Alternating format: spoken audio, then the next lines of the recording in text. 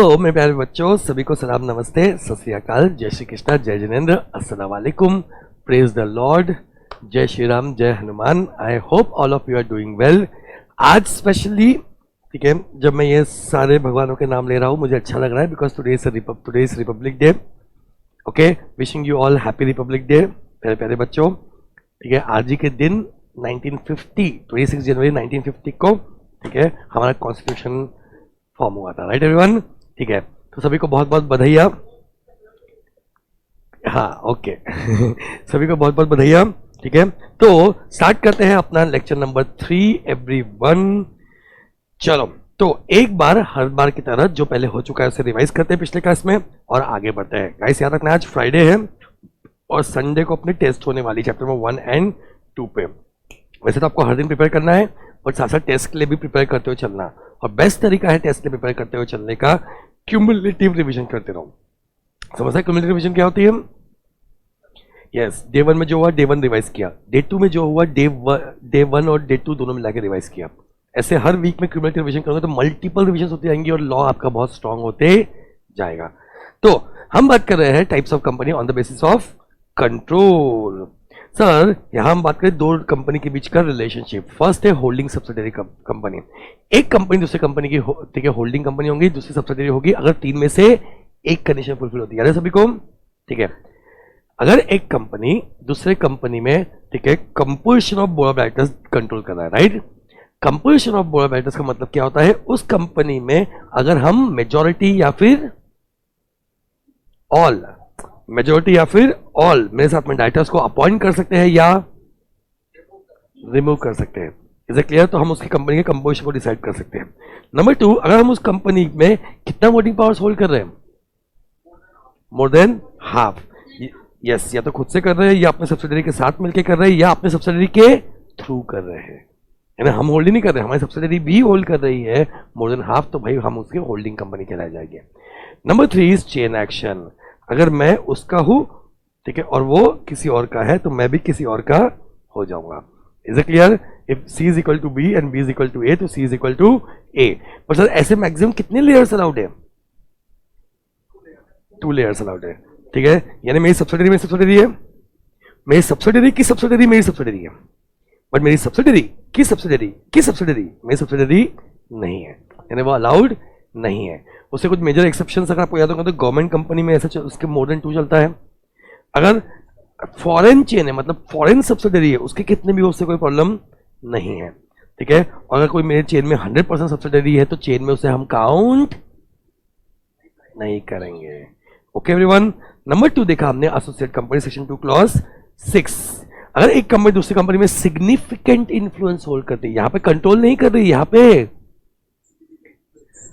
Significant influence hold करना मतलब कितने वोटिंग पावर्स होल्ड करना? At least 20%, but maximum 50%। Okay, it also includes joint venture company. अगर दो कंपनी दूसरे की जॉइंट वेंचर कंपनी तो वो भी दोनों एक दूसरे की क्या हो जाएगी? Associate company. तो जॉइंट वेंचर कंपनी मतलब जो जॉइंटली एसेट्स होल्ड करते हैं, जॉइंटली बिजनेस डिसीजंस लेते हैं। Okay everyone? फिर इससे हम लोग मूव किए, हमें देखा सेक्शन 8 कंपनी। इसे ही बोलते हैं कंपनी नॉट फॉर प्रॉफिट, ऐसे बोलते हैं लाइसेंस कंपनी। ऐसी कंपनी फॉर्म करने के लिए कितनी कंडीशन है गाइस? 3। हमारा प्रॉफिट मोटिव नहीं होना चाहिए, हमें कुछ ना कुछ क्या करना है? प्रमोट करना है, या फिर आर्ट, साइंस, ठीक है, रिलीजन, सोशल वेलफेयर, चैरिटी, हम कुछ ना कुछ प्रमोट करते हैं। नंबर 2, हम अपने मेंबर्स को डिविडेंड पे नहीं कर सकते और जितना भी प्रॉफिट हुआ है वो अपने ऑब्जेक्ट लिए हमको यूटिलाइज करना पड़ेगा। सर ऐसी कंपनी को लाइसेंस कंपनी बोलते हैं बिकॉज ऐसी कंपनी लेने के लिए, बनाने के लिए हमको लाइसेंस लेना पड़ेगा। किससे? ROC से। ठीक है, सेंट्रल गवर्नमेंट को बैकअप में लिखना ही पड़ता है। लाइसेंस देगा आपको ROC। एक बार लाइसेंस मिल गया तो बल्ले बल्ले शावा हो जाएगा, आपको नाम के आगे प्राइवेट लिमिटेड वर्ड यूज करने की जरूरत नहीं है और बहुत सारे टैक्स एग्जेम्पशन आप लोग को मिल जाते हैं। बट अगर गड़बड़ कॉर्बो, ठीक है, या फ्रॉड कॉर्बो, ठीक है, तो ऐसे केस में आपका लाइसेंस क्या हो सकता है? देने की अथॉरिटी है ROC, लेकिन रिवोक करने की अथॉरिटी है रीजनल डायरेक्टर के पास। एक बार, ठीक है, आपका लाइसेंस अगर रिवोक हो गया गाइस, तो फिर सेंट्रल गवर्नमेंट आपको वाइंड अप कर सकती है, ठीक है, या किसी और कंपनी में आप कन्वर्ट कर सकते हो।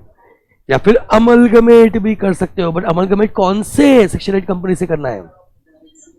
जिसका सिमिलर ऑब्जेक्ट है। ओके एवरीवन, याद आएगा ये पॉइंट? ठीक है, आगे बढ़े। ठीक है, नेक्स्ट सर, इस सेक्शन 8 कंपनी में खास बात क्या है कि एक फर्म भी उसकी मेंबर हो सकती है।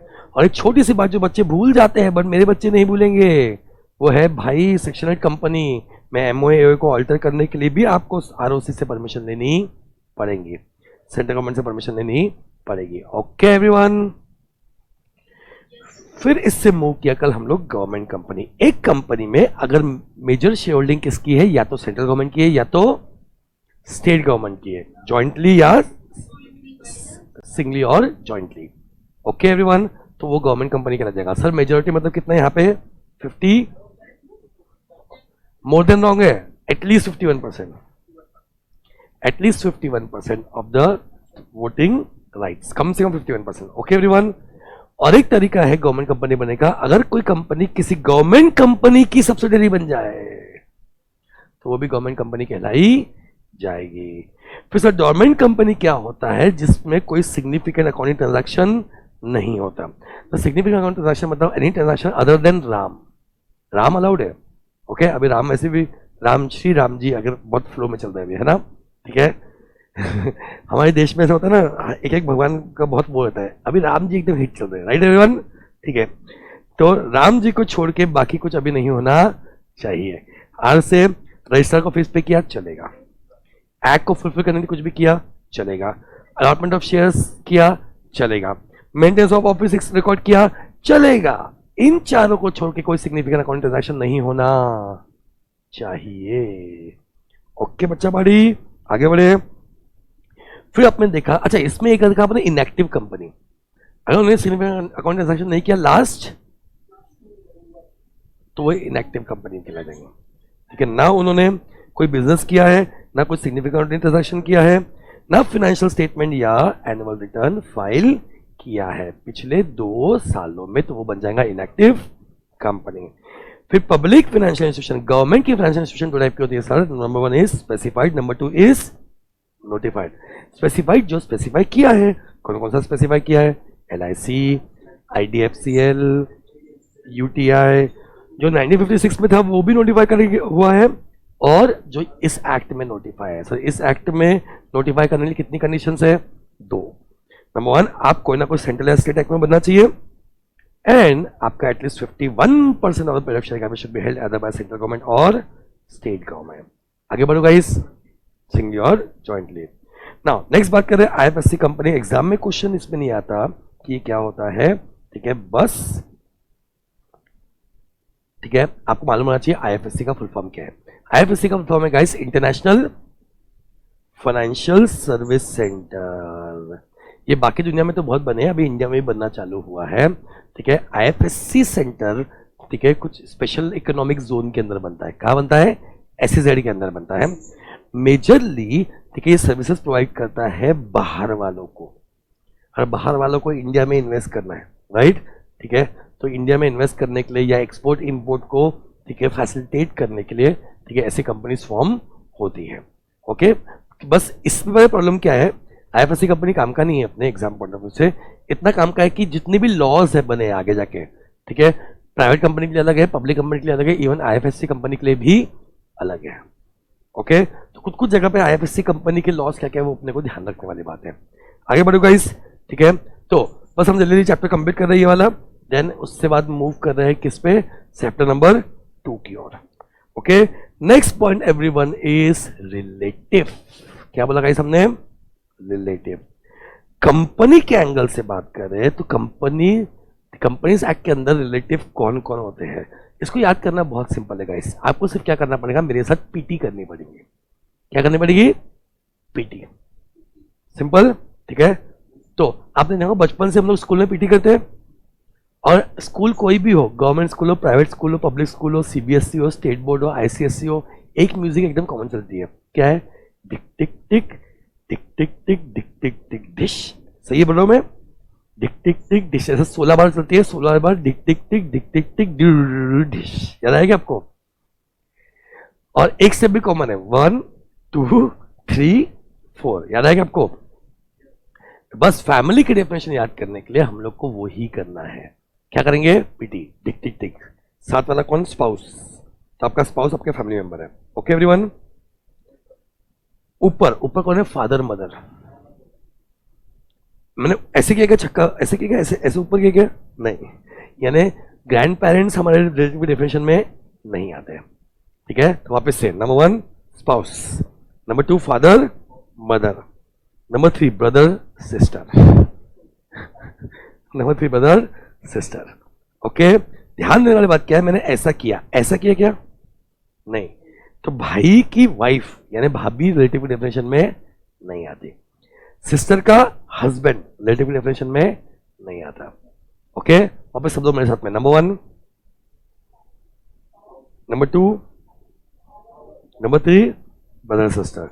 टिक tick tick tick tick tick tick tick tick dish. इसमें आ गए चार, चार नीचे वाले आ गए। कौन? सन, सन की वाइफ, डॉटर और डॉटर का हस्बैंड। डॉटर की नहीं, हाँ मतलब की भी हो सकती है, डॉटर का हस्बैंड। ओके एवरीवन, ठीक है। तो इतने लोग होते हैं हमारे रिलेटिव की डेफिनेशन में। सेक्शन भी याद करना बहुत इजी है सर, रिलेटिव है, हम साथ साथ है, हम साथ साथ है। ओके एवरीवन, आगे बढ़े। वैसे रिलेटिव डेफिनेशन एग्जाम में नहीं पूछेगा। पूछ क्या चल सकता है? की मैनेजर पर्सन की डेफिनेशन, और उस पर थ्योरी क्वेश्चन भी आ सकता है, 2-1 मार्क आ सकता है। की मैनेजर पर्सन, जैसे यूं तो हमने लाख हंसी देखी है तुमसा नहीं देखा, वैसे मैनेज तो करने वाले बहुत लोग हैं भाई कंपनी में, पर सबसे इंपॉर्टेंट लोग जो है कंपनी को मैनेज करने वाले वो कौन है? की मैनेजर पर्सन। ओके एवरीवन, ठीक है। सो सबसे इंपॉर्टेंट की मैनेजर पर्सन कौन है हमारे कंपनी में? देखो, नंबर 1 सीईओ, नंबर 2 और लिखा है ना मैनेजिंग डायरेक्टर, और लिखा है मैनेजर। इसका मतलब क्या है? नॉर्मली देखा जाए तो ये इक्विवेलेंट पोस्ट होती है, या तो कंपनी में सीईओ होता है, या तो कंपनी में एमडी होता है, या तो कंपनी में मैनेजर होता है। कुछ फालतू कंपनी जो सीईओ भी बनाती है, एमडी बनाती है, बट उनके फिर मीनिंग चेंज हो जाते हैं उसके। Is it clear? या तो सीईओ, या तो एमडी, या तो मैनेजर। ठीक है, अब सीईओ आ गया तो सीएफओ भी आ जाएगा, मैनेजिंग डायरेक्टर आ गया तो होल टाइम डायरेक्टर भी आ जाएगा। ओके, ठीक है। अब सीएफओ मतलब सी हो गया आपका, ठीक है, और कंपनी सेक्रेटरी भी आ गया। ओके, सब लोग मेरे साथ में। नंबर 1 सीईओ, एमडी और मैनेजर। सीईओ आ गया तो सीएफओ आ जाएगा, एमडी आ गया तो और डायरेक्टर भी आ जाएगा। ठीक है, और साथ साथ सीएस। इसको छोड़ के आप लोग किसी और को भी डेजिग्नेट कर सकते हैं कि भाई ये भी हमारा केएमपी है, बट उसका लेवल जो होना चाहिए कंपनी की हायरार्की में should be maximum 1 level below the director, मतलब उससे नीचे नहीं। हायरार्की में डायरेक्टर से एक पोजीशन नीचे तक चलेगा, उनसे नीचे वालों को आप केएमपी नहीं बना सकते। तो ऐसा रूल क्यों बनाया? क्योंकि कई लोग क्या करते हैं, डायरेक्टर्स अपने ड्राइवर वाइवर का नाम लिख देते हैं केएमपी में, ताकि कुछ भी पनिशमेंट होगी तो उनको होना चाहिए। ऐसा पास में देखा गया है। Okay everyone, and yes such other उनको पता भी नहीं होता exactly such other officers as may be prescribed। okay everyone, याद रखना ये पॉइंट। नेक्स्ट सर, डेफिनेशन तो 97 डेफिनेशन है, बट कुछ कुछ हम आगे चैप्टर्स में पढ़ेंगे, और जो इंपॉर्टेंट डेफिनेशन है वही मैं यहाँ पे लेके आ रहा हूँ। राइट गाइस एवरीवन, ठीक है। नेक्स्ट वर्ड है नेटवर्क। इसमें भी पास में क्वेश्चन आ चुका है, थोड़ा रेयरली पूछेगा बट पूछ चुका है। ओके एवरीवन, तो सब लोगों को याद होगा नेटवर्थ का डेफिनेशन आप सबने कितनी जगह देखा होगा। राइट एवरीवन, ठीक है। तो नेटवर्थ जल्दी से अगर शॉर्ट में मैं यहां पे लिख दूं तो सबको याद है paid up capital, hello, plus आपके रिजर्व्स। ठीक है, आजकल रिजर्व्स में वैसे भी सिक्योरिटी प्रीमियम अकाउंट ऐड हो रहा है, समझा क्या? ठीक है, सिक्योरिटी प्रीमियम अकाउंट। अब रिजर्व्स की बात किया तो भाई प्रॉफिट होगा तो ऐड होगा, लॉस होगा तो माइनस होगा, plus minus profit loss. Clear है क्या? अब इसमें से हम लोग क्या करेंगे गाइस? माइनस करेंगे। शुरू करूं? माइनस क्या क्या करना है सबको याद होगा आपको, एक्यूमुलेटेड लॉसेस। फिर ठीक है, कोई भी डेफर्ड एक्सपेंसेस, एंड कोई भी मिसलेनियस एक्सपेंडिचर जो आपने पहले राइट ऑफ नहीं किया है। क्या ये पॉइंट सभी को याद रहेगा गाइस? हेलो, ठीक है। फिर लास्ट सेंटेंस बहुत इंपॉर्टेंट है, but does not include reserve created out of revaluation of assets, write back of depreciation and amalgamation. यानी ये तीनों रिजर्व्स क्रिएट किए आपने तो उसके काउंटिंग में काउंट नहीं होते। एक बार गाइस इसको भी पढ़ लेना, राइट, इंपॉर्टेंट है। आगे बढ़े। नेक्स्ट आ रहा है आपका officer in default. Officer in default का मतलब होता है भाई, ठीक है, कि अगर आपने कोई मेंशन नहीं किया कि कौन सा पर्सन पनिशेबल होगा इस केस में, आई रिपीट, कौन सा पर्सन पनिशेबल होगा, अगर डिफाइन नहीं किया हुआ है तो जो भी ऑफिसर इन डिफॉल्ट होगा ही विल बी पनिशेबल। तो एक ही पॉइंट सबसे इंपॉर्टेंट है, shall be liable to any penalty और पनिशमेंट। दिख रहा है आप लोग को? जब भी पेनल्टी और पनिशमेंट की बात आएगी भाई इनमें से लायबल होगा, आप देख सकते हो, ठीक है। अब नॉर्मली ऑफिसर इन डिफॉल्ट कौन होता है, देख रहे हैं सभी को? Whole time director, key manager person, KMPs and whole time directors होते हैं normally officer in default. Where there is no KMP, such director, देखो पहले नो KMP किया, such director or directors as specified by board in his behalf and who has or has given his consent। पर भाई KMP नहीं है तो ऐसा कोई भी डायरेक्टर जिसको अपॉइंट किया है और जिसने अपना क्या दिया है, कंसेंट दिया है। Any person who under the immediate authority of board और any key manager person is charge with any responsibility including maintenance, filing, distribution of accounts and records. मतलब अगर कुछ भी नहीं है तो जिसकी रिस्पॉन्सिबिलिटी किसकी, ये चीजों को करने की, अकाउंट्स को मेंटेन कर रहा है, रिकॉर्ड को मेंटेन कर रहा है, पार्टिसिपेट कर रहा है बिजनेस में, वो भी हो जाएगा ऑफिसर इन डिफॉल्ट। आज तक अभी क्वेश्चन नहीं आया है इस पे, ठीक है, पर ये 3-4 पॉइंट याद रखना majorly. I hope it is clear, ठीक है। नेक्स्ट आगे बढ़ते हैं, क्या है, रिलेटेड पार्टी, ठीक है। रिलेटेड पार्टी में भी डेफिनेशन नहीं पूछा गया है, बट मुझे हर बार लगता है कि पता नहीं क्यों, बट पूछ सकता है वो। तो अपने रिलेटिव देखा था ऊपर, अब हम बात करें कंपनी के कौन कौन रिलेटेड पार्टी है, कंपनी के रिलेटिव्स कौन कौन है। Clear guys? एक बेसिक रूल याद रखना, कंपनी के रिलेटिव कौन है जिसको कंपनी कंट्रोल कर सकती है, यानी उसके सब्सिडियरी, उसके एसोसिएट कंपनी। हेलो, जो कंपनी को कंट्रोल कर सकता है, कंपनी होल्डिंग, कंपनी की, और कंपनी जिसकी एसोसिएट कंपनी, राइट। हेलो, यानी उसको बोलते हैं इन्वेस्टमेंट कंपनी। हम जिसके एसोसिएट है वो हमारी इन्वेस्टमेंट कंपनी। ओके एवरीवन, इसको छोड़ के, इन दोनों को छोड़ के, ओके, ठीक है, फिर और भी कुछ लोग हैं, ठीक है, कंट्रोल करने वाले हमारे डायरेक्टर्स भी होते हैं, तो डायरेक्टर्स भी हमारे रिलेटेड पार्टी से। इवन वो कंपनी जिसमें हमारे डायरेक्टर्स कॉमन है, समझ रहे हैं मैं क्या बोल रहा हूं, वो भी हमारी रिलेटेड पार्टी होती है। शुरू करूं गाइस? ठीक है, तो देखो कंपनी के एंगल से बात करो, स्टार्ट करूं, ठीक है। पहला पॉइंट है कंपनी के डायरेक्टर, उनके रिलेटिव, दिख रहा है सभी को? फर्स्ट पॉइंट चेक कर देना, राइट एवरीवन, ठीक है। कंपनी के KMP और उनके रिलेटिव, ओके। कंपनी की होल्डिंग, कंपनी की इन्वेस्टमेंट कंपनी, इन्वेस्टमेंट कंपनी कौन होती है, जिसके हम associate company, right everyone. Company की सब्सिडियरी, कंपनी के एसोसिएट कंपनी, सिंपल। और ऐसे दूसरी कंपनी जिसमें अपने डायरेक्टर्स है, KMP क्या है, कॉमन है। KMP कॉमन नहीं हो सकता एक्चुअली, KMP एक कंपनी में एक ही KMP हो सकता है, बट डायरेक्टर्स कॉमन हो सकते हैं। I hope you getting my point. यानी ये इसमें भी डायरेक्टर सेम है, इसमें भी डायरेक्टर सेम है, मतलब दोनों कंपनी दूसरी क्या हो गई, रिलेटेड पार्टीज। समझा क्या? ठीक है। इनको छोड़ के कुछ एक्स्ट्रा केसेस देखो कौन कौन सा। ऐसी फर्म जिसमें हमारे डायरेक्टर, मैनेजर, रिलेटिव क्या है, पार्टनर है। तो पार्टनरशिप फर्म भी हमारी कंपनी रिलेटेड पार्टी हो सकती है अगर हमारे डायरेक्टर, मैनेजर या उनके रिलेटिव वहां पे क्या है, पार्टनर है। ऐसी प्राइवेट कंपनी जहां हमारे डायरेक्टर, मैनेजर, रिलेटिव क्या है, मेंबर है और डायरेक्टर है। ऐसी पब्लिक कंपनी जहां हमारे डायरेक्टर मैनेजर, ठीक है, और उनके रिलेटिव के कम से कम कितनी होल्डिंग है, देखो गाइस ये बहुत इंपॉर्टेंट है, 2%। Public company, okay. बाकी any body corporate whose board of directors, managing director, managers accustomed to act in accordance with advice direction session of the director or manager.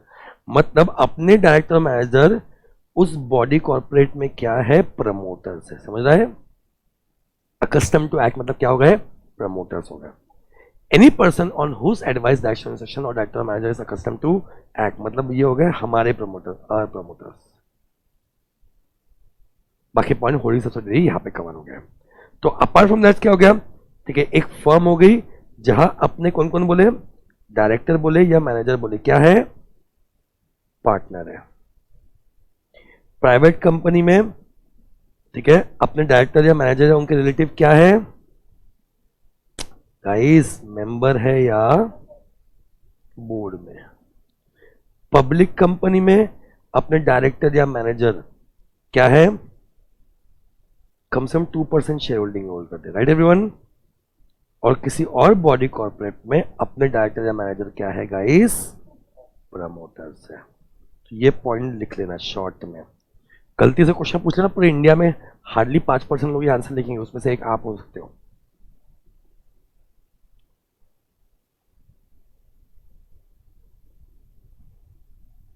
Question solve करते हैं, 2 question, और move करते हैं chapter number 2 की ओर।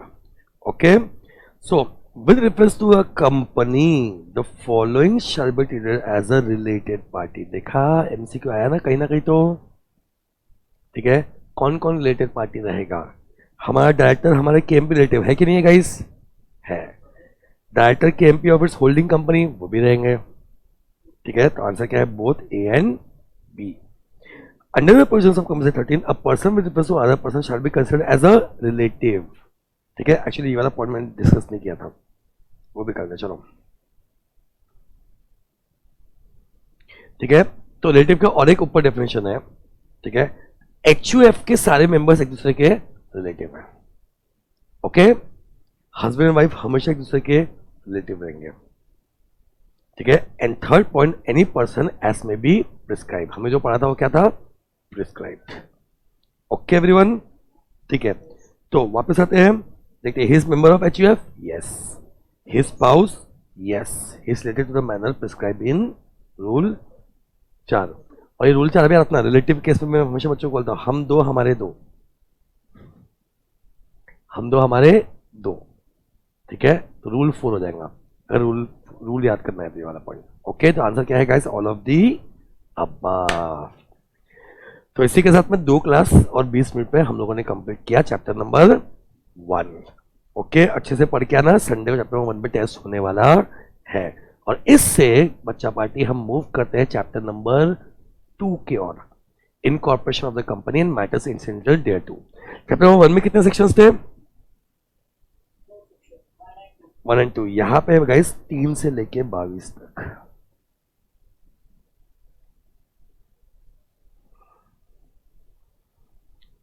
और हाथों हाथ जब बात चली ही, चैप्टर नंबर 1 खत्म हुआ ही है, लो। तो इसके मोस्ट इंपॉर्टेंट सेक्शंस जो I want you to learn, okay, वो भी एक बार डिस्कस करते हैं, रेडी गाइस, ठीक है। मोस्ट इंपॉर्टेंट सेक्शंस जो आपको मैं चाहता हूं कि लर्न करो, ठीक है। सबसे पहले सेक्शन 2 क्लॉज 11 क्या है, आप लिखते भी जाओ मेरे साथ में और बोलते भी जाओ। सेक्शन 2 क्लॉज 20 क्या है, company. 2 clause 6, very good, associate company, एक नंबर बच्चा बाटे, एसोसिएट कंपनी।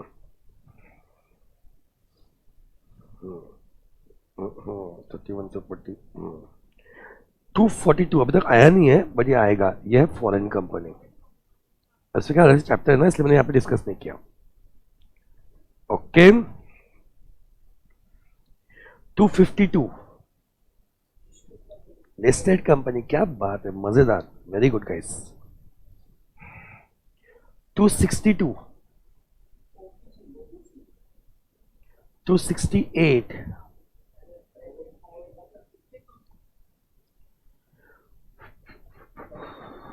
नहीं, वो इम्पोर्टेंट नहीं, 245, ओके, 285 स्मॉल कंपनी, ठीक है, this are the most important definitions. बाकी के डेफिनेशन अगर क्वेश्चन आकर नहीं भी आते तो ठीक है, पर ये बहुत इंपॉर्टेंट है। हाँ, 287 सब्सिडियरी कंपनी, यस।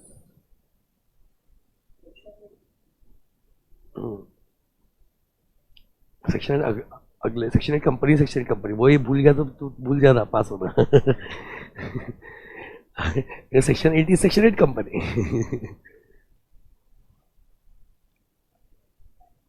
नहीं नहीं, उतना इंपॉर्टेंट नहीं है, याद रहेगा आपको, अच्छी बात है, बट उतना इंपॉर्टेंट नहीं है। अब इंपॉर्टेंट बहुत सभी लिखे तो भी मतलब क्या है?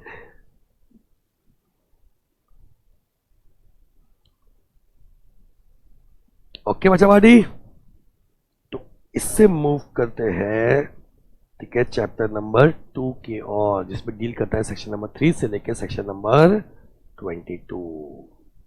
ओके, सो चैप्टर नंबर 2 का नाम है guys energy, come on everyone, right, ठीक है।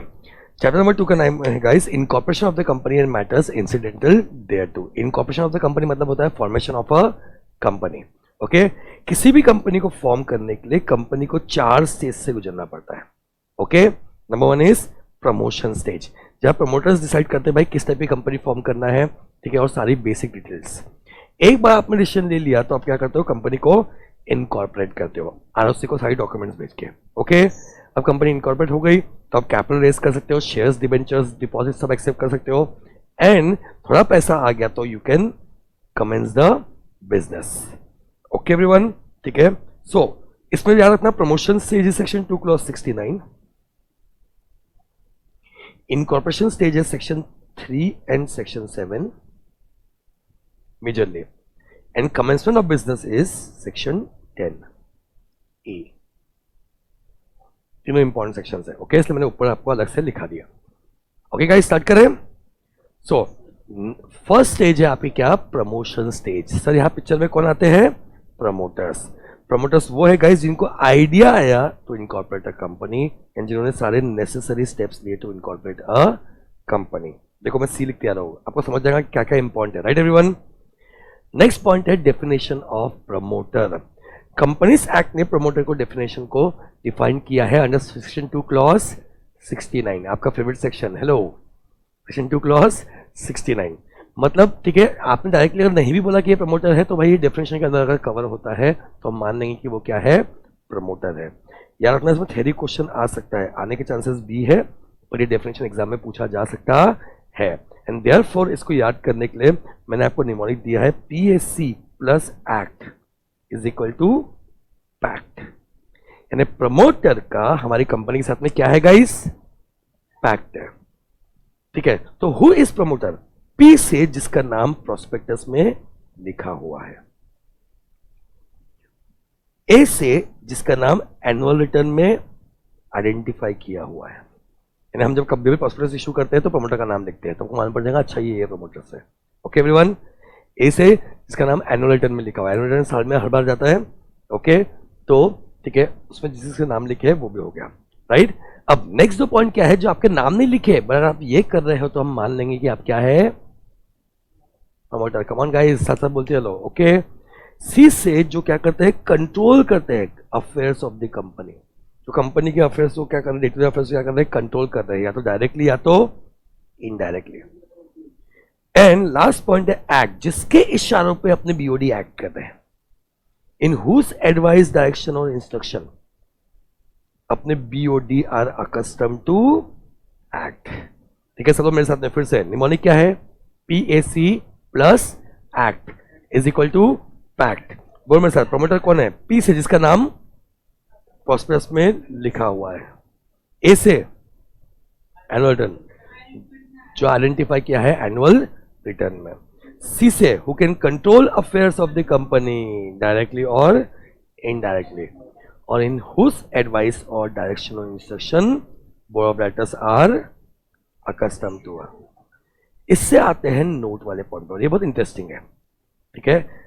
अ पर्सन, अंडरलाइन कर चलना, merely acting in professional capacity shall not be regarded as promoter.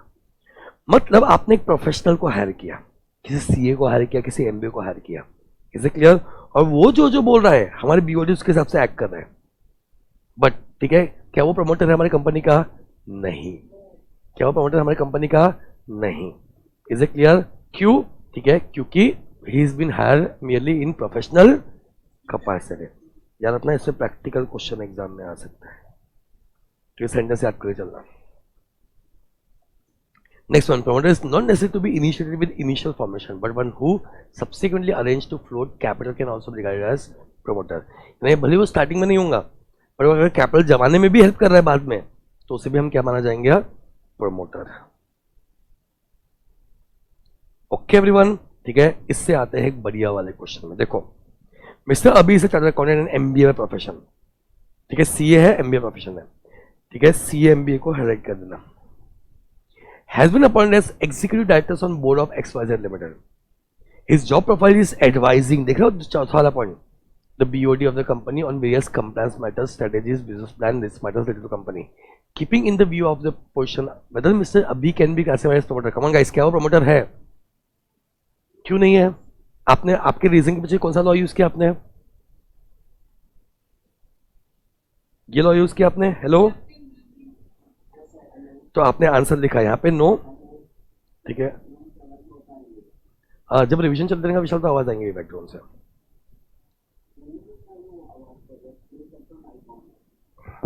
विशाल, मेरे क्लास में जब रिवीजन चलते रहेंगी तब बैकग्राउंड से आवाज आएंगी। जब मैं पढ़ाते रहूँगा जब, ठीक है, बैकग्राउंड से आवाज नहीं आएंगी, बट जब रिवीजन कर रहे हैं तो सब बच्चे साथ में रिवीजन करेंगे बेटा, ठीक है। आपको आवाज नहीं आएंगी अगर नहीं, बैकग्राउंड से आवाज नहीं आ रहा, मुझे भी आवाज आ रहा है ना, मुझे मालूम पड़ता है। ओके, सब साथ में बोलेंगे, रिवीजन कर जब भी करेंगे। ओके एवरीवन, ठीक है, चलो। तो इसलिए मैं रुकता हूं जब साथ में बोलने के लिए। ओके एवरीवन, तो ठीक है, अल्टीमेटली क्या वो प्रमोटर है? ठीक है, वो प्रमोटर नहीं है, और वो नहीं है उसके लिए हमने कौन सा लॉ यूज किया? ये वाला। तो ये वाला हम लिखेंगे किसमें? लॉ में। ओके, और कंक्लूजन में लिखेंगे आंसर। स्टार्ट करेगा इस एवरीवन, लॉ। तो पॉइंट समझो, ठीक है। अगर ये क्वेश्चन 2-3 मार्क का है तो सिर्फ लॉ में इतना लिखेंगे, और ये क्वेश्चन वही 4 या 5 मार्क का आएगा तो हमको प्रमोटर भी डिफाइन करना पड़ेगा। सेक्शन तो कोड करना ही पड़ेगा बेटा, हर चीज का सेक्शन कोड करना है, ठीक है। बस पॉइंट ये है कि अगर क्वेश्चन सिर्फ 3 मार्क तक है तो ये सेंटेंस लिख के आंसर लिखेंगे। ओके, ये क्वेश्चन 4 या 5 मार्क का मर जाता है तो आपको फिर पूरा प्रमोटर का डेफिनेशन लिख के ये सेंटेंस लिख के कंक्लूजन लिखना है। समझ रहे पॉइंट? ठीक है, चलो। तो अभी तो आरटीपी में क्वेश्चन आया तो मार्क मेंशन नहीं किया हुआ था, तो अभी तो उतना ही पॉइंट लिख रहे हैं, बाद में मैं बीच में हिंट लिखा दूंगा। स्टार्ट करें। तो एज पर, अर्पिता पीछे, बढ़िया। As per section 2 clause 69 of, याद है ना, हमेशा सेक्शन किसका है वो भी एक्ट लिखना जरूरी है। Companies act 2013, as per section 2 clause 69 of companies act 2013, if a person merely acts in professional capacity, he will not be regarded as promoter.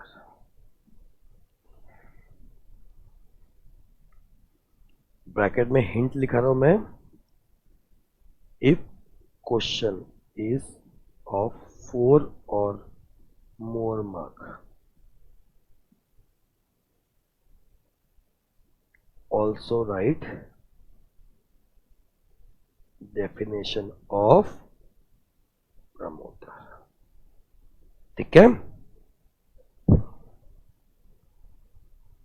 तो इससे मूव कर रहे हैं कंक्लूजन में। जब भी कंक्लूजन में हम जाते हैं मैं सीधा पहले सेंटेंस क्वेश्चन पढ़ता हूँ. Whether mister Abhi can be classified as a promoter of XYZ limited, ये क्वेश्चन है ना, तो उसी को रिस्पॉन्स देंगे हम लोग. No, mister Abhi can not be classified as promoter of XYZ limited. आपको याद होगा तो मैं आंसर के लिए रीजन भी देता हूँ ना, थोड़ा सा आगे भी लिखते हैं, हम रीजन भी लिखते हैं. Because he is CA and MBA and has been hired merely in professional capacity.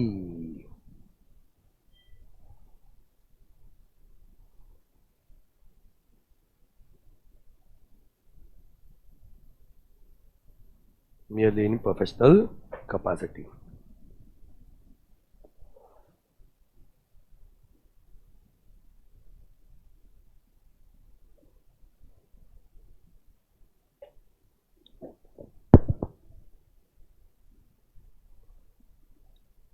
Okay everyone, लिखा सभी ने? देखो ऐसे हम बहुत सारे क्वेश्चन डिस्कस करते आएंगे. मैं कैसे कैसे लिख रहा हूँ, क्या लिख रहा हूँ, बस ध्यान देते चलना. आपके लिए धीरे धीरे इजी होते आएगा, धीरे धीरे you will get used to it. Right. Next है पोजीशन ऑफ प्रमोटर. देखो गाइस, नंबर 1, प्रमोटर कंपनी का एजेंट नहीं है. क्यों? क्योंकि अब तक कंपनी फॉर्म ही नहीं हुई. अगर प्रिंसिपल ही नहीं है तो क्या एजेंट बनेगा? नहीं. प्रमोटर कंपनी का ट्रस्टी नहीं है, बिकॉज ट्रस्टी बनने के बाद ट्रस्ट बनना चाहिए ना, और दोनों भी केस पे भी कंपनी इनकॉर्पोरेट नहीं हुई है. तो क्वेश्चन ये आता है प्रमोटर और कंपनी का क्या रिलेशनशिप है? भरोसे का रिलेशनशिप है, जिसे हम क्या बोलते हैं? इसी फिड्यूशियरी रिलेशनशिप के चलते प्रमोटर्स में कुछ ड्यूटीज आती है. नंबर 1, कंपनी फॉर्म करते समय कोई भी सीक्रेट प्रॉफिट अर्न मत करो. कि भाई ठीक है, कोई चीज लाख में मिल रही है, आप 1.5 लाख में दिलवा दो कंपनी को, 50,000 बीच का आपका कमीशन, ये क्या होगा? Secret profit. और आपको जो भी फायदा हो रहा है, मतलब जो भी इंटरेस्ट हो रहा है, उसका आपने क्या करना चाहिए? Full and fair disclosure. देखो ज्यादा मैं सी लिख रहा हूं, मतलब सिर्फ कीवर्ड को ध्यान रखना. ओके एवरीवन, अगर कंपनी को ठीक है मालूम पड़ गया कि उसने सीक्रेट प्रॉफिट अर्न किया है, ओके एवरीवन, तो कंपनी के पास क्या क्या रेमेडीज अवेलेबल है, ये भी सी है. नंबर 1, ठीक है, कंपनी क्या कर सकती है? कॉन्ट्रैक्ट को रिसाइन कर सकती है. इन्हें आंसर कर देंगे भाई तुमने इस पे भाई बहुत प्रॉफिट अर्न किया हुआ है, या फिर सीक्रेट प्रॉफिट क्या कर देंगी? रिकवर कर देंगे और कॉन्ट्रैक्ट चलने देंगे. और लास्ट पॉइंट देखो, हमारे बीच में भरोसे का रिलेशनशिप था ना, ट्रस्ट का रिलेशनशिप है, सुनो. ठीक है, company can also sue promoter for breach of trust. Last question, और this point can come in exam, बता दो मैं आपको. पूछता है कि भाई क्या प्रमोटर को कंपनी का प्रमोशन करने के लिए कोई रेम्युनरेशन का राइट है? ऐसे एक बार समझो, अगर उसके पास राइट होता रेम्युनरेशन का, तो क्या रेम्युनरेशन देना पड़ता? अगर राइट होता तो गाइस क्या रेम्युनरेशन देना पड़ता? यस. पॉइंट इज, इसको कोई राइट नहीं है. अगर दिया तो ठीक है, बट कोई राइट नहीं है. नॉर्मली हम लोग क्या करते हैं? प्रमोटर्स को फ्री में शेयर्स देते हैं, ठीक है, बट इनका कोई राइट नहीं है. Last point, even where the articles provided the company shall pay remuneration to the promoter. तो ये articles against the companies act हो गया. और आर्टिकल में कोई भी चीज आपने ऐसे लिखी है जो कंपनीज एक्ट को वॉयलेट कर रहा है, तो वो आर्टिकल का वो भी क्लॉज वैलिड नहीं होता. ओके, तो इस पे बहुत हो गया, तो आपको एमसीक्यू आ सकता है. समझा गाइस? तो यहां पे हमने कंप्लीट किया क्या? Promotion stage. ओके, फिर से एक बार सब लोग मेरे साथ में रिवाइज करो जल्दी सभी लोग. सर, प्रमोटर वो है जिसे क्या आया? Idea to incorporate a company, and जिसने सारे नेसेसरी स्टेप्स लिया to incorporate a company. Sir, promoter का डेफिनेशन का निमोनिक क्या है? PAC plus act is equal to pact. P से वो जो प्रोस्पेक्टस में नेम्ड है, A से वो जो एनुअल रिटर्न में आइडेंटिफाइड है, C से जो कंट्रोल कर सकता है कंपनी के अफेयर्स को डायरेक्टली और इनडायरेक्टली, और जिसके एडवाइस डायरेक्शन और इंस्ट्रक्शन पे BOD are accustomed to act. But ये चौथे वाले केस में अगर आप प्रोफेशनल कैपेसिटी में काम कर रहे हो तो आप प्रमोटर नहीं हो, ना प्रमोटर कंपनी का एजेंट है ना कंपनी का ट्रस्टी है। तो प्रमोटर और कंपनी में क्या रिलेशनशिप है? इसी रिलेशनशिप के चलते आप पे दो ड्यूटी आती है। नंबर वन, आप सीक्रेट प्रॉफिट अर्न नहीं कर सकते और जितना भी प्रॉफिट हुआ है उसका फुल एंड फेयर डिस्क्लोजर करना पड़ेगा। अगर आपने नहीं किया तो कंपनी कॉन्ट्रैक्ट को रिसाइन कर देंगी, सीक्रेट प्रॉफिट को रिकवर कर देंगी and can sue for breach of trust. क्या इन जनरल उसे रेम्यूनरेशन देने का राइट है guys? The answer is no. बढ़िया। देखो, the definition of the promoter includes all of the following except, देखो यानी क्या इंक्लूड नहीं होता, ठीक है, देखना इसका नाम प्रोस्पेक्टस एनुअल लेटर में लिखा है, ये तो इंक्लूड होता है। जो कंट्रोल करता है अफेयर्स को वो तो इंक्लूड होता है, ठीक है। जिसके एडवाइस में बीओडी और एक्ट वो भी इंक्लूड होता है, बट जो पर्सन प्रोफेशनल कैपेसिटी में काम कर रहा है वो इंक्लूड नहीं होता। The status of the promoter is, पीछे बात मत करो अर्पिता, ठीक है। Status of the promoter is, ठीक है, कंपनी का एजेंट नहीं है, ट्रस्टी नहीं है, तो he acts in fiduciary capacity. The duties of promoter includes not to make secret profit, सही है। डिस्क्लोजर ऑफ इंटरेस्ट, सही है, सही है। और अनफेयर और अनरीजनेबल यूज ऑफ पोर्शन लिखा हुआ नहीं है बट वो बेसिक्स में कवर होता है, वो भी सही है। और वैसे भी ए और बी तो 100% है ना, आंसर है ऑल ऑफ दी अबव। जो following statement is correct, correct हो या इनकरेक्ट हो हमेशा अनलाइन करना चाहिए। First, a promoter has no right to give compulsion, देख पढ़ा है हमने ऊपर ये पॉइंट, ठीक है। B, promoter can be paid remuneration, नहीं भाई वो तो अलाउड ही नहीं है। Promoter can be paid expense, वो भी अलाउड नहीं है। Promoter can be issued shares, वो भी अलाउड नहीं है। आंसर क्या है guys? A. A and B bought a real estate property for 10 lakh and transferred to company for 12 lakh। देख रहे हैं सब लोग, खुद ने कितने में खरीदा? 10 लाख, कंपनी ट्रांसफर किया 12 लाख में। They then formed a new company and transferred the property for 15 lakhs and disclosed the profit of 3 lakh। Actual profit 3 lakh का है कि 5 लाख का है? ठीक है, बट मतलब बेसिकली उन्होंने यहाँ पे क्या किया? 2 लाख डिस्क्लोज नहीं किया and this is a secret profit. समझा सभी लोग? ओके, आगे बढ़े सभी लोग, ठीक है। तो अभी हम इनकॉर्पोरेशन स्टेज पे है। क्या अभी तक कंपनी सॉरी प्रमोशन स्टेज पे, क्या अभी तक कंपनी इनकॉर्पोरेट हुई है? ठीक है, तो कंपनी को इनकॉर्पोरेट करने के लिए हम जो भी कुछ कॉन्ट्रैक्ट्स करते हैं, ओके, इसे हम लोग क्या बोलते हैं गाइस? Pre incorporation contract. जैसे हम क्या बोलते हैं? Preliminary contract. वैसे बहुत रेयरली क्वेश्चन हुआ है बट मैं हर चीज पढ़ा रहा हूं तो आपको बताऊं। ये चितन बोलो बेटा। हम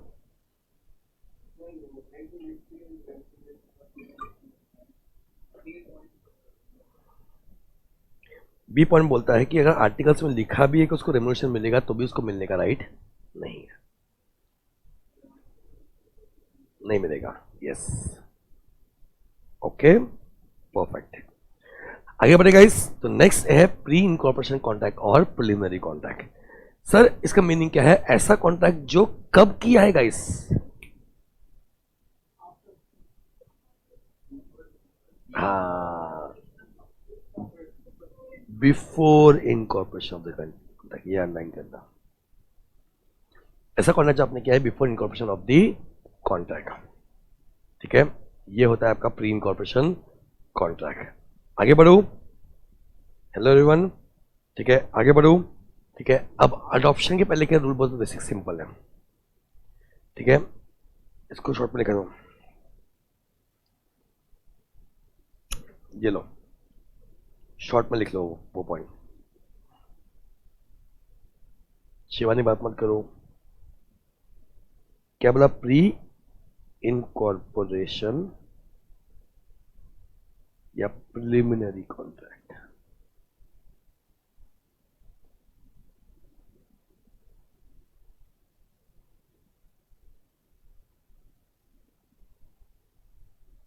meaning, okay, contract made by promoters of company. ये कॉन्ट्रैक्ट कौन करता है? प्रमोटर्स करता है, अब तक कंपनी इनकॉर्पोरेट नहीं हुई। For company, before it's incorporation. So contract made by the promoters of the company for company before its incorporation is called as preliminary or pre-incorporation contract. Issue ये आता है, जो सबसे इंपॉर्टेंट पॉइंट जिस पे कभी क्वेश्चन आया तो आ सकता है, कि who will be liable or bounded by such contract. ये कॉन्ट्रैक्ट भाई किस पे एप्लीकेबल होगा, किस पे लायबल होगा, कौन बाउंड होगा इस कॉन्ट्रैक्ट से. इसके लिए एक बहुत बड़ी इंपॉर्टेंट स्टेप बताया क्या है, वो है check whether company has adopted the contract. क्या होता है गाइस, नॉर्मली जब कंपनी इनकॉर्पोरेट होती है ना, तो इनकॉर्पोरेट होते ही, ठीक है, कंपनी जितने भी प्रीलिमिनरी कॉन्ट्रैक्ट है उनको अडॉप्ट कर लेती है कि भाई अब से ये मेरे कॉन्ट्रैक्ट है. Right everyone. अब कॉन्ट्रैक्ट किया प्रमोटर ने, अडॉप्ट कर रही है कंपनी. हेलो. तो ऑब्वियस सी बात है, ऐसे केस में क्या करना पड़ेगा, ऐसे केस में, ठीक है, जो थर्ड पार्टी इसके अंदर कॉन्ट्रैक्ट किया था, राइट, उसको कंपनी राइटिंग में कम्युनिकेशन करते हैं कि भाई हम अडॉप्ट कर रहे हैं कॉन्ट्रैक्ट को. Okay. Check whether company has adopted the contract. Answer मिलेगा दो, या तो यस या तो नो. अगर कंपनी ने अडॉप्ट कर लिया है तो हु विल बी लायबल, और कंपनी ने अडॉप्ट नहीं किया तो.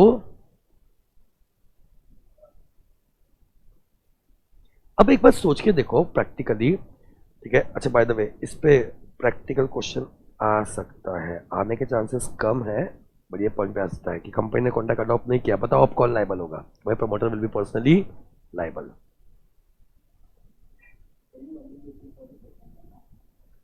कौन सा वाला, ये वाला पॉइंट. देखो कॉन्ट्रैक्ट किया किसने, प्रमोटर ने, ठीक है. अब ठीक है, क्वेश्चन आता है कि उस कॉन्ट्रैक्ट पे लायबल कौन होगा. तो नॉर्मली कंपनी उस कॉन्ट्रैक्ट को अडॉप्ट कर लेती है. अगर कंपनी ने कॉन्ट्रैक्ट को अडॉप्ट कर लिया तो कंपनी लायबल होगी. अगर कंपनी ने कॉन्ट्रैक्ट को अडॉप्ट नहीं किया तो promoters will be personally liable, क्योंकि प्रमोटर ने कॉन्ट्रैक्ट किया. अब मुझे बताओ प्रमोटर के एंगल से, आप बेचारे कंपनी के लिए कॉन्ट्रैक्ट कर रहे हो, राइट, और कुछ डायरेक्टर्स या कुछ बचे हुए प्रमोटर्स ने मिलके, ठीक है, आपके खिलाफ साजिश रची और आपके किए हुए कॉन्ट्रैक्ट को अडॉप्ट करने से मना कर दिया. Right everyone. तो क्या आपके साथ में गलत हुआ. तो ऐसे केस में ये जो प्रमोटर है can apply for specific relief. अब स्पेसिफिक रिलीफ एक्ट क्या बोलता है. स्पेसिफिक रिलीफ एक्ट बोलता है, number 1, if contract was made by promoter. Contract किसने किया गाइस, प्रमोटर ने किया, for company. And number 3, if it is with in object of company, यानी कंपनी के ऑब्जेक्ट में मेंशन किया है. ऐसा नहीं कि प्रमोटर ने खुद का कोई और काम के लिए कंपनी का नाम लेके कॉन्टैक्ट कर लिया, right. It is with in the object of the company. तो आई रिपीट, कौन सब लोग मेरे साथ में, 3 बातें. If contract is made by the promoter of the company, for the company, और कंपनी के ऑब्जेक्ट में भी मेंशन किया हुआ है. तो ऐसे केस में क्या करना पड़ेगा, company has to adopt the contract. समझा क्या, उसको रिलीफ मिल गई. भाई कंपनी को कॉन्ट्रैक्ट क्या करना पड़ेगा, अडॉप्ट करना ही पड़ेगा. और भाई अगर कंपनी ने कॉन्ट्रैक्ट कर दिया तो क्या करोगे, कम्युनिकेट करोगे किसको, टू थर्ड पार्टी. ये सेम पॉइंट यहां पे भी एप्लीकेबल है, जहां कंपनी अडॉप्ट कर रही कॉन्ट्रैक्ट को, कम्युनिकेट टू थर्ड पार्टी. समझेगा सभी को ये पॉइंट. तो इवन ऐसा भी क्वेश्चन आता है कि कंपनी अडॉप्ट करने से मना कर दिया. हेलो गाइस, अगर ऐसा भी क्वेश्चन आता है कि कंपनी अडॉप्ट करने से मना कर दिया, ठीक है, ओके एवरीवन. तो ऐसे केस में कहानी बहुत सिंपल है, आपको लिखना पड़ेगा promoter will be personally liable, but साथ साथ में ही मेंशन करना पड़ेगा कि they can apply for specific relief act, और ये सारे पॉइंट्स मेंशन करने पड़ेंगे। पॉइंट क्या है, अगर कॉन्ट्रैक्ट है कंपनी के प्रमोटर में, कंपनी के लिए और कंपनी के ऑब्जेक्ट के अंदर है, तो फिर वही कंपनी को अडॉप्ट करना पड़ेगा, और अडॉप्ट करते ही थर्ड पार्टी को कम्युनिकेट करना पड़ेगा। किसी नहीं लिखा हुआ जल्दी से लिख दो, यू हैव 1 मिनट, फिर हम आगे बढ़ते हैं।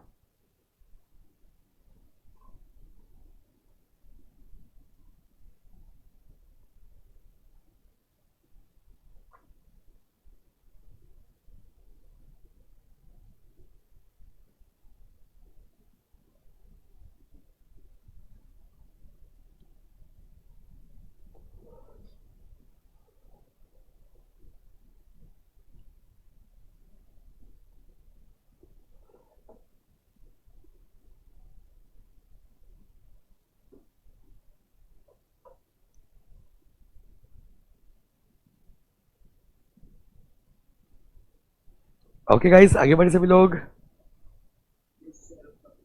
चलो चलते पड़ते, यहां पे लिख दो रेफर चार्ट इन रजिस्टर, तो आपके लिए इजी हो जाएगा।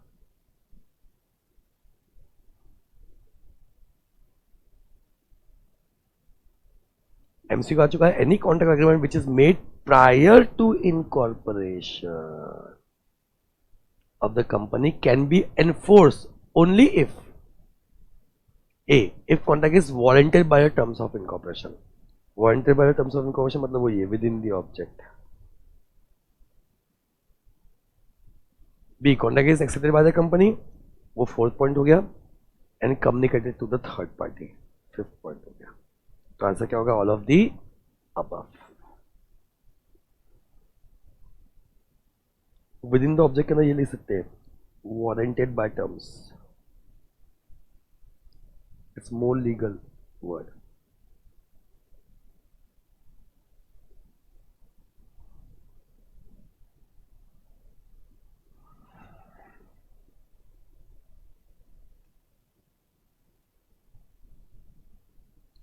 ओके बच्चा बाड़ी, आगे बढ़े।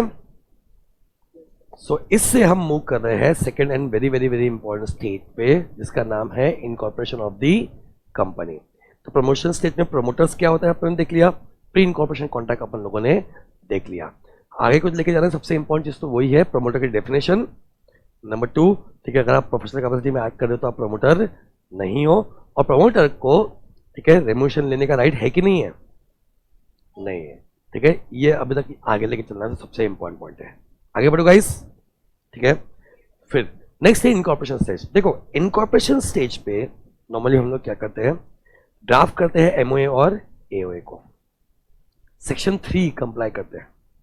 सेक्शन 3 क्या बोलता है, मिनिमम नंबर ऑफ मेंबर्स होने चाहिए, मिनिमम नंबर ऑफ सब्सक्राइबर्स होने चाहिए, और कंपनी लॉफुल पर्पस के लिए एक्ट करना चाहिए। आगे आएगा बताऊंगा मैं आपको, ठीक है। तो सेक्शन 3 कंप्लाई करते हैं और एमओए एओए ड्राफ्ट करते हैं। सर ड्राफ्ट क्यों करना पड़ता है, बिकॉज जब आप कंपनी को इनकॉर्पोरेट करने के लिए आरओसी को डॉक्यूमेंट्स भेजोगे, हेलो गाइस, तो आपको एमओए और एओए दोनों साथ में भेजना पड़ेगा। ओके, ठीक है। तो इसलिए इनकॉर्पोरेशन स्टेज में पहले मैं आपको पढ़ा रहा हूँ what is MOA, what is AOA, MOA क्या होता है, एओए क्या होता है, पहले हम वो डिस्कस करेंगे, ठीक है। उससे रिलेटेड कुछ सेक्शंस डिस्कस करेंगे, एंड उसके बाद हम मूव करेंगे, और उसके रिलेटेड डॉक्ट्रिन्स भी है वो डिस्कस करेंगे, और उसके बाद हम मूव करेंगे क्या, कंपनी के इनकॉर्पोरेशन पे। ओके एवरीवन, ये सब आप लोगों ने सीए फाउंडेशन में पढ़ा हुआ है अगर आपको याद होगा तो, ठीक है। बट मैं भी एक बार पूरा डिस्कस करते चलूंगा। आगे बढ़ू, क्योंकि इसके आगे फिर जो सेकंड स्टेज आते हैं उसमें ऑल्ट्रेशन के केस में अपने को ये भी काम आएगा। डन, तो क्या इंपॉर्टेंट है क्या इंपॉर्टेंट नहीं है, इंटर लेवल पे वो भी हम डिस्कस करते चलेंगे। स्टार्ट करो जल्दी, कहीं जल्दी जल्दी। हेलो, सबने एमओए पढ़ा होगा ना पास में, ठीक है। क्या इंपॉर्टेंट है मैं आपको बताते चलूंगा, not to worry about that. Important क्या है मैं बताते चलूंगा आपको, और क्या सी है बताते चलूंगा, लेकिन डिस्कस सब करूंगा एक बार। स्टार्ट करूं। So what do you mean by MOA, तो बहुत ही घटिया डेफिनेशन दी हुई है किसकी, एमओए की। वो बोलता है MOA means MOA either originally frame or alter from time to time, ठीक है। मतलब जो कंपनी के शुरुआत में एमओए बना था वो भी एमओए है, और ऑल्टर होने के बाद जो भी दिख रहा है वो भी क्या है, एमओए। मेरे साथ सब लोग, MOA means MOA either originally frame or alter from time to time. Sir objective बात करें एमओए की, गाइस देखो कंपनी के दो बेसिक डॉक्यूमेंट होते हैं, एमओए और एओए। एमओए डील करता है आउटसाइडर्स से और एओए डील्स करता है इंटरनल मैटर्स पे, ठीक है। एमओए डील करता है किससे? आउटसाइडर्स के। वह आउटसाइडर को बताता है कि भाई कंपनी का नाम क्या है, दिख रहा है सभी को? कंटिन्यू समय में वैसे ये भी सीच है, कोई क्वेश्चन नहीं आता एग्जाम में, बट ठीक है हम लोग पढ़ाते हुए आई दिस माई ड्यूटी, मैं आपको डिस्कस करता हूँ, राइट, ठीक है। तो एमओए में गाइस नॉर्मली कितने क्लॉजेस होते हैं? 6 क्लॉजेस। कितने क्लॉजेस होते हैं? 6 क्लॉजेस। बोलते चलो सब लोग मेरे साथ में। Number 1 is name clause. Sir name clause में क्या लिखा होता है? कंपनी का नाम लिखा होता है। बाकी आपको पता है कि अगर वो पब्लिक कंपनी तो एंड में लिमिटेड वर्ड होना चाहिए, अगर प्राइवेट कंपनी तो एंड में प्राइवेट लिमिटेड वर्ड होना चाहिए। सेक्शन 8 कंपनी को प्राइवेट लिमिटेड वर्ड यूज करने की जरूरत नहीं है। गवर्नमेंट कंपनी पता है खास बात क्या है? गवर्नमेंट कंपनी प्राइवेट भी हो सकता है और पब्लिक भी हो सकता है, हेलो, बट गवर्नमेंट कंपनी के नाम के एंड में हम प्राइवेट वर्ड यूज नहीं करते, इससे लोगों को कंफ्यूजन होता है। ओके, बाकी सब सी लिखा हुआ है मैंने। आगे बढ़ू तो first clause is, second clause is situation clause. Situation clause का मतलब होता है कंपनी का रजिस्टर्ड ऑफिस कहाँ पे है। यह खास बात क्या है, यहाँ पूरा एड्रेस लिखने की जरूरत नहीं पड़ती आपको, कैसे ये आपको लिखना पड़ता है सिर्फ स्टेट का नाम।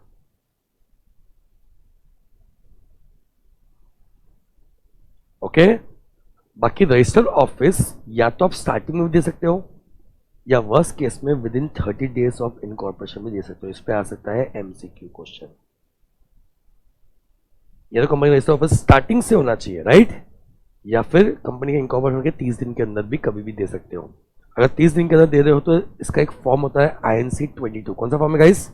INC 22। It's a important form, क्योंकि आगे जाके जब हम सिचुएशन क्लॉज को शिफ्टिंग की बात करेंगे, शिफ्टिंग ऑफ रजिस्टर्ड ऑफिस, तो ये फॉर्म बहुत काम आने वाला है। INC 22।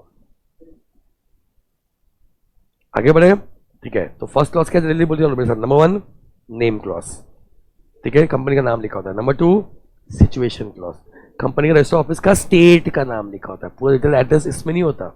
ओके, नंबर 3 बच्चों ऑब्जेक्ट क्लॉज। सबसे इंपॉर्टेंट क्लॉज अगर एमओ में कोई है तो क्या है वो?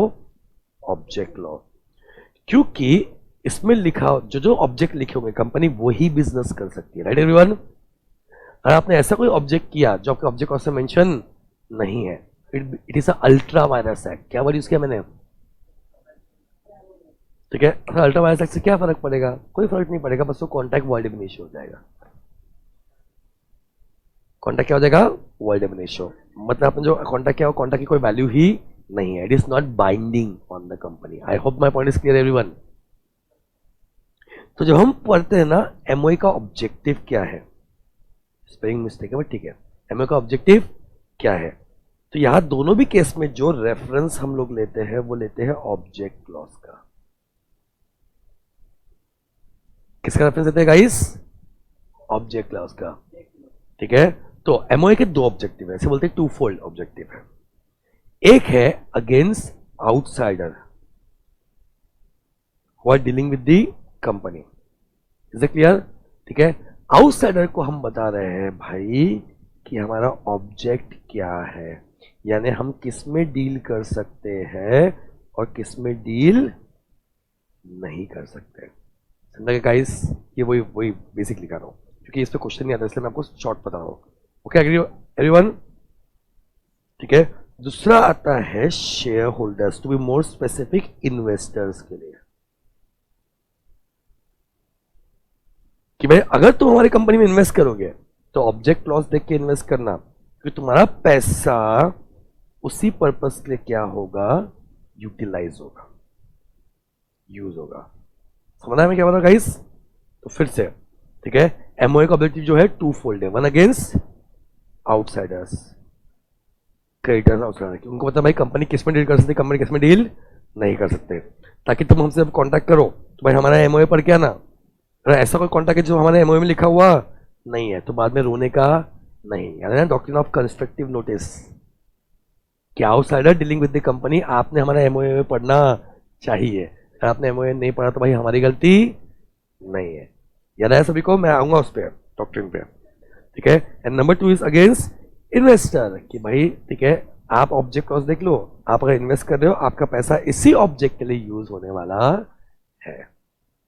सर याद करना है ऑब्जेक्ट, नहीं सी है। तो पढ़ा क्यों रहे हो, मैं एक बार सबको डिस्कस कर देता हूँ एक बार। ओके आगे बढ़ो। कभी गलती से किसी भी क्वेश्चन आ गया तो ऐसा नहीं होना चाहिए कि डिस्कस नहीं हुआ, आपके दिमाग में एक ब्रीफिंग भी हो जाना चाहिए। Okay everyone. भाई कंपनी का एमओए कंपलसरी होता है। It is the most basic document of the company and therefore it is also called as charter of the company.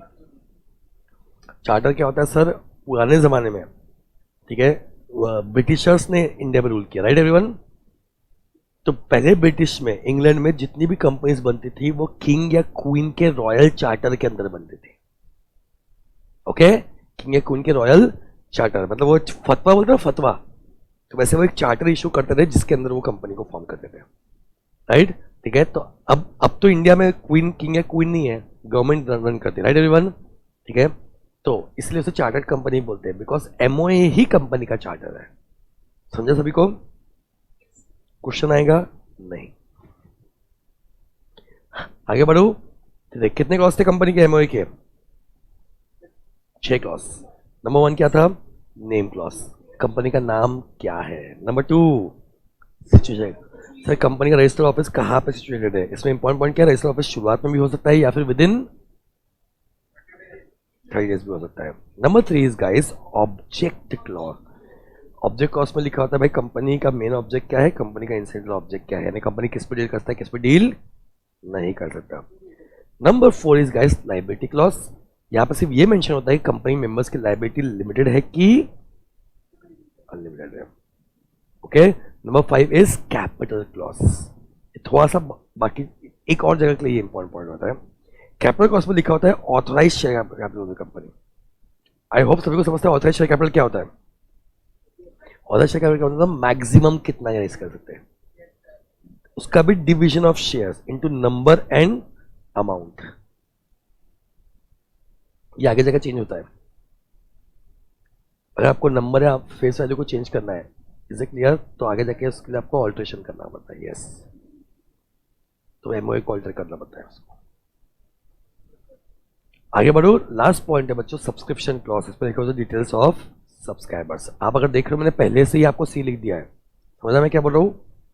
ठीक है, तो अगर मैंने पहले से सी लिख दिया इसका मतलब क्या है कि जो मैं अनलाइन कर रहा हूँ पॉइंट उसको पढ़ो, बाकी इमोशनल होने की जरूरत नहीं है। ठीक है, बाकी पॉइंट पढ़ना है, आपके पास टाइम है आप पढ़ो, नहीं पढ़ना है तो मत पढ़ो। समझा मैं क्या बोल रहा हूँ आपको?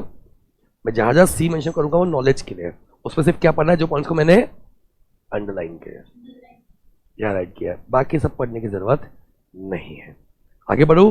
आपको याद होगा तो कल ही मैंने देखा था, बताया था आपको कि ओपीसी में नॉमिनी अपॉइंट करना कंपलसरी है। ठीक है, तो ठीक है, ओपीसी में होता है नॉमिनेशन क्लॉज, इसी को बोलते हैं सक्सेशन क्लॉज।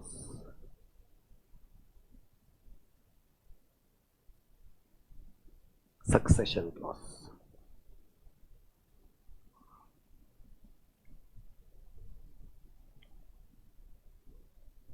ओके, आगे बढ़ो। Next is guys format of memorandum. ठीक है, इंपॉर्टेंट पॉइंट क्या है कि आपको बताऊंगा कंपनी के ना शेड्यूल्स होते हैं, right. There are 7 schedules in companies act. Sir schedule क्या करता है, शेड्यूल में क्या तो कैलकुलेशंस होती है या तो फॉर्मेट्स होते हैं। ओके, बिकॉज कंपनी एक्ट में तो जगह नहीं होती, इसलिए वो फॉर्मेट्स बनाने के लिए क्या कर लेते हैं, शेड्यूल्स बना लेते हैं। ओके गाइस, तो उसमें जो शेड्यूल 1 है, दिस इज इंपॉर्टेंट।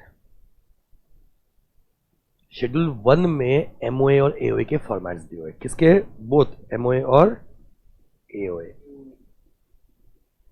उसमें से table A B C D E for MOA, table F G H I J is for AOA.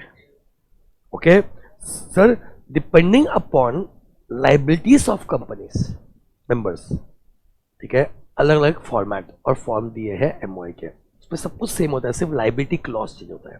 समझा क्या? लाइबिलिटी क्लॉज प्री फिल्ड होता है। जैसे कंपनी लिमिटेड बाय शेयर्स है, उसमें क्या लिखूंगा कि members will be liable for unpaid value of shares.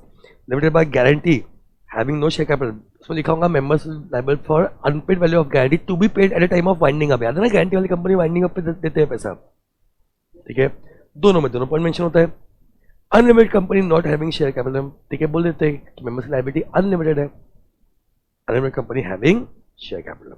तो आपको सर इसमें से क्या याद रखना है बस कि एमओए का फॉर्मेट कहाँ पे दिया हुआ है, शेड्यूल 1 के table A B C D E, और जो भी ये चेंज है, जो भी चेंज है it is with respect to liability. देखा ना, लिमिटेड बाय शेयर्स, लिमिटेड है कि अनलिमिटेड है, लाइबिलिटी ऑफ मेंबर्स। बाकी बच्चे ने पूछा सर टेबल ए किसका है, टेबल बी किसका है, क्या याद करने की जरूरत है गाइस?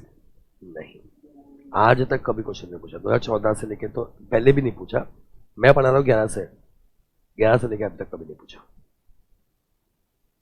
ओके, बाकी और फालतू की बात है, एमओए शुड बी प्रिंटेड, हाथ से लिखा नहीं चलेगा, divide into paragraphs, each clause is a para, her clause क्या होता है, एक पैरा हो जाता है।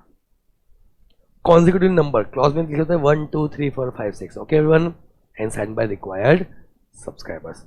अब गाइस रिक्वायर्ड सब्सक्राइबर्स कितने होते हैं? जितने रिक्वायर्ड मेंबर्स होते हैं। आई होप तुम नारा को इतना पता कि रिक्वायर्ड मेंबर्स कितने होते हैं। Hello guys,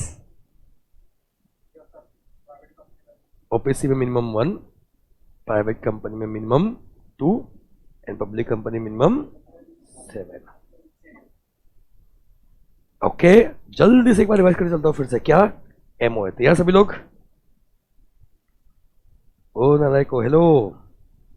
so MOA is section 4, ठीक है। MOA is MOA either originally frame or order from time to time. Sir MOA का ऑब्जेक्टिव जो है वो बेसिकली ऑब्जेक्ट लॉस के एंगल से दो लोगों के अगेंस्ट में, नंबर 1 अगेंस्ट आउटसाइडर्स, मतलब उसको बता रहा है कंपनी किस में डील कर सकते, कंपनी किस में डील नहीं कर सकते। नंबर 2 अगेंस्ट इन्वेस्टर, अगर तुमने हमारी कंपनी में इन्वेस्ट किया तुम्हारा पैसा इस पर्पस के लिए यूटिलाइज होगा। बाकी MOA is the most fundamental document of the company, MOA is the most fundamental document of the company, ठीक है। इसी को बोलते हैं चार्टर ऑफ द कंपनी, इसी को बोलते हैं कॉन्स्टिट्यूशन ऑफ द कंपनी, इसी को बोलते हैं चार्टर ऑफ द कंपनी, इसी को बोलते हैं constitution of the company. Sir MOA में कितने क्लॉजेस होते हैं? 6 clause. Number 1 name clause, company का नाम लिखा हुआ है। नंबर 2 सिचुएशन क्लॉज, कंपनी कौन से स्टेट में वो लिखा हुआ है। नंबर 3 ऑब्जेक्ट क्लॉज, कंपनी किस में डील करती, किस में डील करती नहीं करती वो मेंशन किया हुआ है। नंबर 4 लायबिलिटी कॉस्ट, मेंबर्स की लायबिलिटी लिमिटेड है कि अनलिमिटेड है। कैपिटल कॉस्ट में लिखा होता है ऑथराइज शेयर कैपिटल, उनका division to number of shares and amount per shares. Subscription clause में लिखा होता है सब्सक्राइबर्स का नाम, और नॉर्मल कंपनी में 6 क्लॉज होते हैं, बट ओपीसी में कितना क्लॉज होता है? 7 क्लॉज, यानी 7 क्लॉज होता है, उसे बोलते हैं नॉमिनी क्लॉज और सक्सेशन क्लॉज। सर एमओए का जो भी फॉर्मेट है वो दिया हुआ शेड्यूल 1 के अंदर, ठीक है। Table A B C D E बात करता है किसके बारे में? एमओए के, और table F G H I J बात करता है किसके बारे में? एओए के बारे में। बाकी MOA should be printed, divide into paragraphs, consecutive number and sign by required subscribers. आगे बढ़े बच्चा वाली, ठीक है। तो नेक्स्ट मूव करते हैं किसके ऊपर? AOA, articles of association, section 5। MOA था section 4, AOA section 5। MOA means MOA, AOA means AOA, either originally framed or altered from time to time। MOA बाहर वालों से डील से करता था, आउटसाइडर से इन्वेस्टर, याद है आपको? ठीक है, बट एओए में लिखे होते हैं रेगुलेशंस कंपनी को गवर्न करने, कंपनी को चलाने के लिए। जब कंपनी को चलाने की बात हो रही तो कंपनी चलाएंगे बाहर वाले कि घर वाले? तो it deals with regulations for internal management of the company. समझा सभी को? ठीक है। अब इंटरनल मैनेजमेंट करने क्या करना पड़ेगा? रूल्स बनाने पड़ेंगे। किसके लिए? कि भाई शेयर्स कैसे इशू होगा, डिबेंचर कैसे इशू होगा, प्रोस्पेक्टस में क्या क्या चीजें मेंशन करनी चाहिए, मीटिंग्स कैसे कंडक्ट होंगे, बीओडी एंड उनके जनरल पावर्स। फॉर्मेट की बात करूं, फिर से बता चुका हूं मैं आपको, एमओए के फॉर्मेट कहां पे दिए हुए हैं? ए बी सी डी ई किसके लिए था? MOA. F G H I G किसके लिए है? Again classification types of companies के ऊपर ही है। ओके, अब आते हैं most important point of AOA, that is entrenchment clause. Okay, this is a concept, a plus नहीं है, ए है। इस पे एमसीक्यू भी आ सकता है, थ्योरी क्वेश्चन भी आ सकता है, प्रैक्टिकल क्वेश्चन भी आ सकता है बच्चा पार्टी।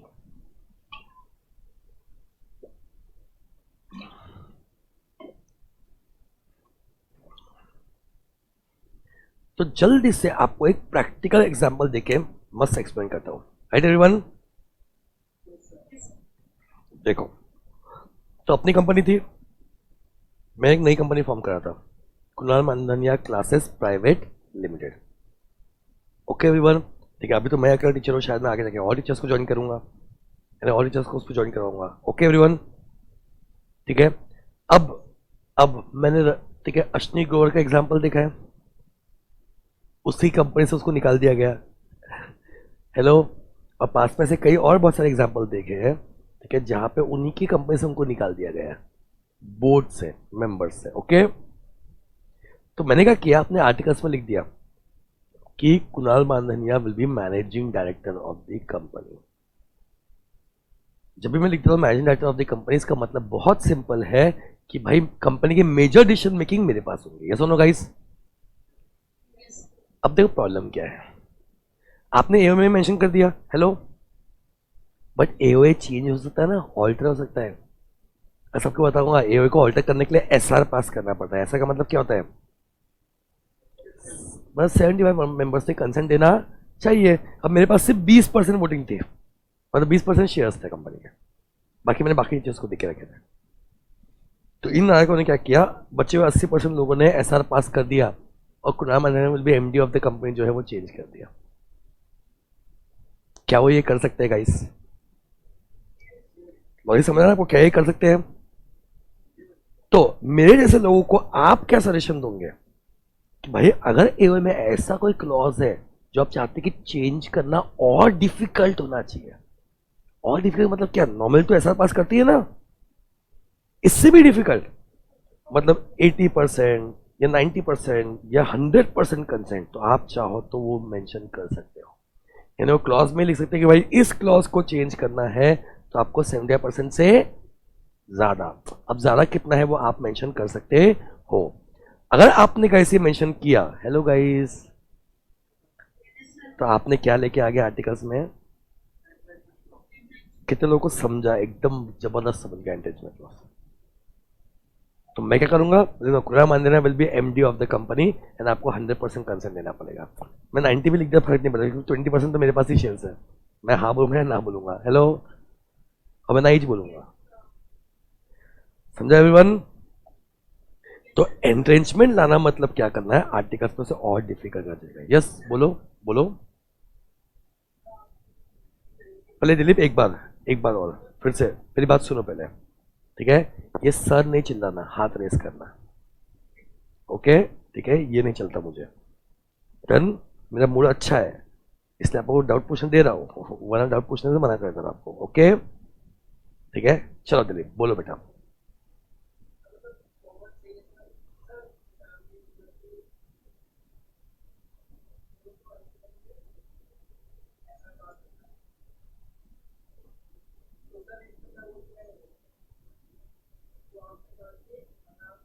दिलीप आप हाथ रेस करो, आप हाथ रेस करो, मैं ये पूरा कंसेप्ट समझाता हूँ, फिर आपका डाउन लूंगा, नॉट टू वरी। ओके बेटा, ठीक है, आई टेक यू, ठीक है, मैं आपको आऊंगा, पूछूंगा आपसे। परफेक्ट बेटा, चल भी गाइस, समझा बाकी लोग को? ठीक है, तो मोर डिफिकल्ट टू ऑल्टर करना मतलब जो नॉर्मल तो ऐसा पास करना ही पड़ता है, बट आप कुछ कुछ केसेस में ऑल्टर कराने के लिए 80%, 90%, 100% ऐसा भी मेंशन कर सकते हो। ओके गाइस, ठीक है, अगर आपने ऐसा किया तो आपने क्या लेके आ गया, एंटेंचमेंट। अब सर ये मेंशन कब करेंगे, ये भी तो इंटरेस्टिंग क्वेश्चन है। या तो गाइस इनकॉर्पोरेशन के समय आप जब एओए दे रहे थे तभी मेंशन कर दो, समझा मैं क्या बोल रहा हूं? या फिर बाद में मेंशन करना है तो आपको एओए को ऑल्टर करना पड़ेगा और उसको मेंशन करना पड़ेगा। अब एओए को ऑल्टर कैसे करेंगे एंटेंचमेंट लाने के लिए? अगर गाइस प्राइवेट कंपनी है तो एओए को ऑल्टर करेंगे with consent of all the members. सब वैसे तो ऐसा पास करना पड़ता है, लेकिन एंट्रेंचमेंट लाने के लिए सारे का कंसेंट लगेगा, समझा? And if it is a public company तो आपको क्या पास करना पड़ेगा, SR कि हम एंटेंचमेंट लेके आ रहे हैं। पहले तो ये बोलूंगे कि हम एंटेंचमेंट लेके आ रहे हैं, उसके बाद में AOA को चेंज करोगे। समझा सभी को? एकदम अच्छे से समझा सभी को? ठीक है, चलो ये चार्ट ड्रॉ कर दे, ये इंपॉर्टेंट है। इंपॉर्टेंट जो है उसके तुम चार्ट भी आपको ड्रॉ करा के दे रहा हूँ। स्टार्ट करें मेरे साथ लिखना सभी लोग। चलो मैं कैमरा से अपने को हटा रहा हूँ क्योंकि लिखने वाला ही पार्ट है, उसमें बोलते जा रहा, मेरी आवाज़ आप सुनते रहोगे। शुरू करें। This is entrenchment section 5।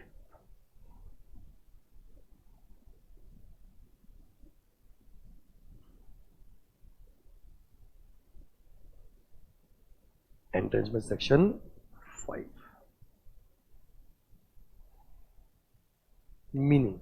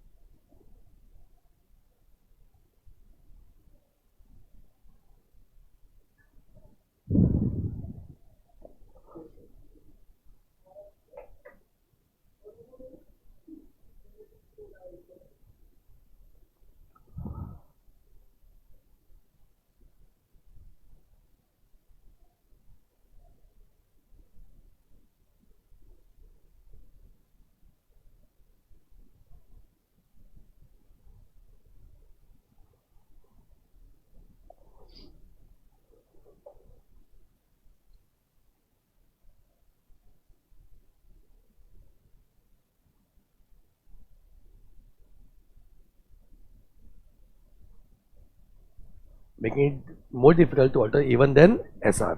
Example, दोबारा लिख दे एग्जाम्पल। 80%, 90%, 100% consent required.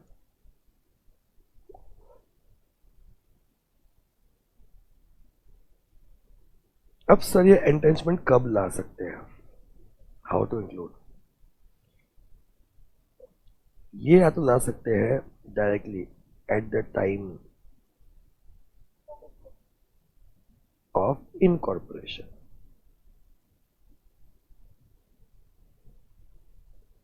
या फिर आप ला सकते हैं आफ्टर इनकॉर्पोरेशन।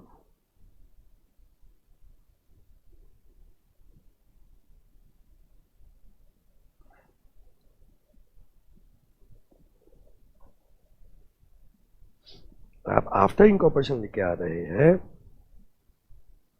तो आपको क्या करना पड़ेगा? AOA को ऑल्टर करना पड़ेगा।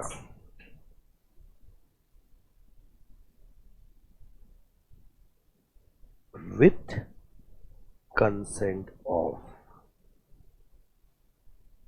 किसके कंसेंट से? अगर पब्लिक कंपनी है तो SR पास करना पड़ेगा, वेरी गुड। और प्राइवेट कंपनी है तो very good, consent of all members. ये पॉइंट याद रखना गाइस साहब, बहुत इंपॉर्टेंट पॉइंट है।